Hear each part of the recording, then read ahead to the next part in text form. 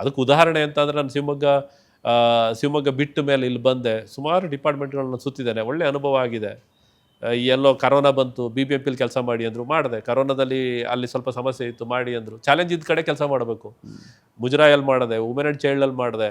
ಎಲ್ಲ ಮಾಡಿದ ಮೇಲೆ 2022ರಲ್ಲಿ ಬೆಂಗಳೂರಿನಲ್ಲಿ ಕಂಟಿನ್ಯೂಸ್ 2-3 DC-ಗಳಿಗೆ ಸಮಸ್ಯೆ ಆಯಿತು.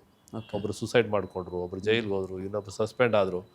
ಒಳ್ಳೆ DC ಬೇಕು ಅನ್ನೋ ಕಾರಣಕ್ಕೆ ಎಲೆಕ್ಷನ್ ಕಮಿಷನ್ನು ಕರ್ನಾಟಕ ರಾಜ್ಯದಿಂದ ಅನುಭವಿ ಅಧಿಕಾರಿಗಳ IAS ಅಧಿಕಾರಿಯ ಪಟ್ಟಿಯನ್ನು ತರಿಸ್ಕೊಂಡು ನನ್ನ ಹೆಸರನ್ನು ಫೈನಲ್ ಮಾಡಿ ರೆಕಮೆಂಡ್ ಮಾಡಿ ಹಾಕಿಸ್ತು. ಬೆಂಗಳೂರಿನ ಜಿಲ್ಲಾಧಿಕಾರಿ 2ನೇ ಬಾರಿಗೆ ನಾನು ಬಂದಿದ್ದು. ಹೌದು. ಮತ್ತೆ ಚುನಾವಣೆಗೋಸ್ಕರ MLA ಚುನಾವಣೆ ಮಾಡಿದೆ, MP ಚುನಾವಣೆಯನ್ನು ಮಾಡಿದೆ, ಸಕ್ಸಸ್ಫುಲ್ಲಾಗಿ ಮಾಡಿದೆ. ಸೊ ಒಂದು ರಾಷ್ಟ್ರ ಮಟ್ಟದ ಚುನಾವಣಾ ಆಯೋಗ ಒಬ್ಬ ಅಧಿಕಾರಿಯನ್ನು ಗುರುತಿಸಿ ಪೋಸ್ಟಿಂಗ್ ಮಾಡೋದಿದೆಯಲ್ಲ, ಅದಕ್ಕಿಂತ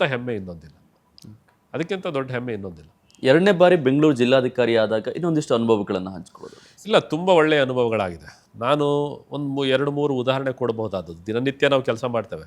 ನನ್ನ ಒಂದು ಪದ್ಧತಿ, ಬೆಂಗಳೂರಿನ ಜಿಲ್ಲಾಧಿಕಾರಿಗಳು ಅಂದರೆ ಯಾರಿಗೂ ಕೈಗೆ ಸಿಗೋದಿಲ್ಲ, ಅಷ್ಟು ಬ್ಯುಸಿ ಇರ್ತಾರೆ. ಆದರೆ ನಾನು ಜನರು ಸಿಗಬೇಕು ಅನ್ನೋ ಕಾರಣಕ್ಕೆ ನಾನು ಬೆಳಿಗ್ಗೆ 9 ಗಂಟೆ ಬಂದರೆ ರಾತ್ರಿ ತನಕ ಜನರಿಗೆ ಅವೈಲೇಬಲ್ ಇರಬೇಕು ಅನ್ನೋದು ಒಂದು.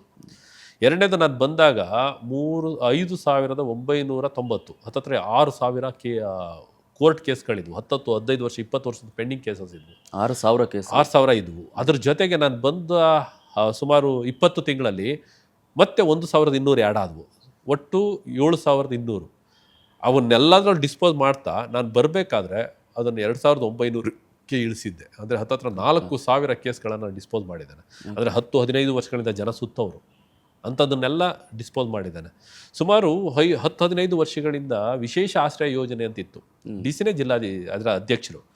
ಅದರಲ್ಲಿ ಹಕ್ಕುಪತ್ರಗಳನ್ನು, ಅಂದರೆ ಯಾರಿಗೆ, ಏಡ್ಸ್ ರೋಗಿಗಳಿಗೆ, ಸೆಕ್ಸ್ ವರ್ಕರ್ಸ್ಗೆ, ಬ್ಲೈಂಡ್ಸ್ಗೆ, ಫಿಸಿಕಲಿ ಹ್ಯಾಂಡಿಕ್ಯಾಪ್ಡ್ಗೆ, ಯಾವುದೋ ಮೋರಿಯಿಂದ ಇದ್ದವ್ರನ್ನ ಹೊರಕ್ಕೆ ರಿಹಾಬಿಟೇಷನ್ ಮಾಡಿದವ್ರಿಗೆ, ಈ ಸಫಾಯಿ ಕರ್ಮಚಾರಿಗಳಿಗೆ, ಈ ಥರ ಸುಮಾರು ಜಾಗ ಕೊಟ್ಟಿದ್ರು ಕೂಡ ಅವ್ರಿಗೆ ಹಕ್ಕುಪತ್ರವನ್ನು ಕೊಟ್ಟಿರಲಿಲ್ಲ. ಅವುಗಳನ್ನೆಲ್ಲ ಬೆನಿಫಿಷಿಯರಿಯನ್ನು ಆಯ್ಕೆ ಮಾಡಿ ವೆರಿಫೈ ಮಾಡಿ ಸುಮಾರು 3,500ದಿಂದ 4,000 ಜನರಿಗೆ ನಾನು ಹಕ್ಕುಪತ್ರವನ್ನು ಕೊಟ್ಟಿದ್ದೇನೆ.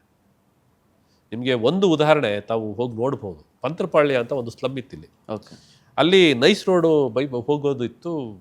ಅದನ್ನು ಸ್ಲಮ್ಮನ್ನು ರೀಲೊಕೇಟ್ ಮಾಡೋದು ಹೇಗೆ ಅಂತ ಕೊನೆಗೆ ನೈಸ್ ಅವ್ರನ್ನ ಬಂದು ಗಲಾಟೆ ಮಾಡಿ ಎಲ್ಲ ಅವನ್ನ ಕರೆಸಿ ಎಲ್ಲ ಮಾತಾಡಿ ಸರ್ಕಾರದ ₹1 ವೆಚ್ಚ ಇಲ್ಲದೇ ನೈಸ್ ಅವರಿಂದನೇ 2 ಎಕರೆ ಜಾಗ ಕೊಟ್ಟು ಅವ್ರಿಗೆಲ್ಲ ಒಂದು ಸೀಟ್ ಮನೆಗಳೇ ಎಲ್ಲನೂ ರೀಲೊಕೇಟ್ ಮಾಡಿ ಮನೆಗಳನ್ನು 180 ಮನೆಗಳನ್ನು ಮಾಡಿ ಅವ್ರಿಗೆ ಲೈಟು ಕರೆಂಟು ವಿತಿನ್ 2 months. ಅವ್ರು ಈಗ ಹೇಳ್ತಾರೆ, ಸರ್ ಇದನ್ನು ನಮಗೆ ಕಟ್ಕೊಳ್ಳಿ ಅಂತ ಜಾಗ ಕೊಟ್ಟರು ನಾವು ಇಷ್ಟು ಮನೆಗೆ ಲೈಟು ನೀರು ಎಲ್ಲಿ ಬರುತ್ತೆ ನಮ್ಮಲ್ಲಿ ಅಂತ. ಆ ಥರದ ಕೆಲವು ಅನುಭವಗಳು ನನಗೆ ಭಾಳ ಖುಷಿ ಕೊಟ್ಟಿದೆ. ಮತ್ತು ಸ್ಲಮ್ಗಳನ್ನು ನನಗೆ ಆದ್ಯತೆ ವಲಯ. ನೀವು ಸ್ಲಮ್ಗಳಿಗೆ ಹೋಗಿ ನೋಡಿಬಿಟ್ರೆ ಬಹುಶಃ ಅವರಷ್ಟು ಕಷ್ಟದಲ್ಲಿ ಬಹಳ ನಿಕೃಷ್ಟವಾದ ಜೀವನ ನಡೆಸ್ತಾ ಇರೋರು ಇನ್ನು ಯಾರೂ ಅಲ್ಲ.